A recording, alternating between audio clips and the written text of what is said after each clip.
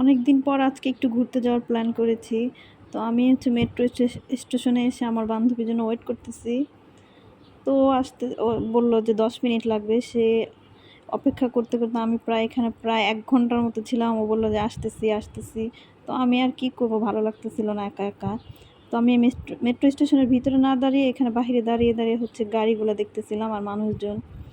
তো আসার পর আমরা হচ্ছে টিকিট কেটে এরপর উপরে যাই। এখানে আমাদের দেশে মেট্রোটা হওয়াতে মেয়েদের জন্য চলাফেরা অনেক সুবিধা হয়েছে। তো এখানে মেট্রোর জন্য আমরা ওয়েট করতেছি। মেট্রো আসার পর এরপর হচ্ছে আমরা মেট্রোর মহিলা বগিতে উঠে যাই। আর মেয়েদের জন্য ২ টা বগি আলাদা হওয়ার কারণে মেয়েরা অনেক সেফলি যেতে পারে।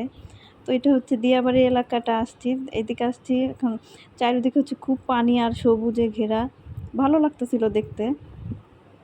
আর বর্ষাকাল, নদীতে হচ্ছে এখানে নৌকা চলতেছে, রাইডে উঠা যায়। তো আমার ফ্রেন্ড হচ্ছে ও সাঁতার জানে না, এইজন্য নৌকাতে ভয় পায়। তো মেট্রো স্টেশন থেকে নামার পর এখানে একটা মামার দোকানে মুড়ি দেখলাম। স্কুল লাইফে আমরা এই মুড়িগুলো অনেক খেতাম। তখনের মতো এখন আর মজা নেই। তখন একটা অন্যরকম মজা লাগতো। আর এখন এই মুড়িটার মধ্যে ছিল হচ্ছে শুধু মরিচের গুঁড়া আর একটু লবণ। তো এরপর আমরা এখানে কোনো খাবারের দোকান পাইনি। তারপর রিক্সা নিয়ে আমরা হচ্ছে চলে যাই আবার হচ্ছে উত্তরা উত্তরায়। তো ওইখানে গিয়েও কোনো আমরা খাবারের দোকান পাইনি। তো আবার উত্তরা সেন্টারে এসে রিক্সা নিয়ে এরপর আমরা হচ্ছে চলে গিয়েছিলাম তামান্না পার্কের ওইখানে। ওইখানে গিয়ে একটা হোটেল থেকে আমরা হচ্ছে দুপুরে খাওয়া-দাওয়া করি। মাছ ভাজা আর কয়েক রকমের ভর্তা, ডাল। এখানের ভর্তাগুলো মোটামুটি ছিল। আমি বলব অতটা টেস্ট ছিল না। কিন্তু মাছ ভাজাটা ভালো ছিল, তেলাপিয়া ফ্রাই ছিল। তো এরপর আমরা আবার হচ্ছে উত্তরা এসে মেট দিয়াবাড়িতে এসে হচ্ছে আমরা আবার একটু ঘোরাঘুরি করি। আর এই ফলগুলো আগে ছোটোকালে দেখতাম, খেতাম। তখন কেন জানি খুব মজা লাগতো। খেতাম পেড়ে, পেড়ে মিষ্টি, মিষ্টি, মিষ্টি লাগতো।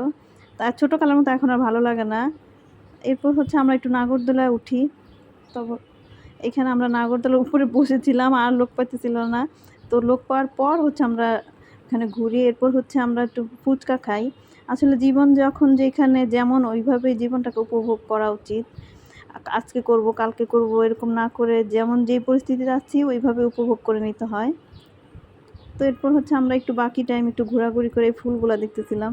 কত সুন্দর লাগতেছে ফুলগুলা।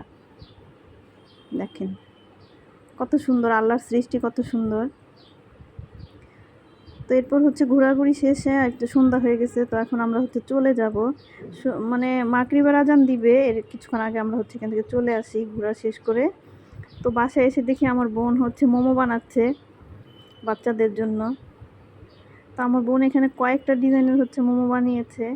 আমার বোন আবার এইসব কাজ খুব ভালো পারে। আর বড় বোনের হাতের সব খাবারই আমার কাছে খুব ভালো লাগে।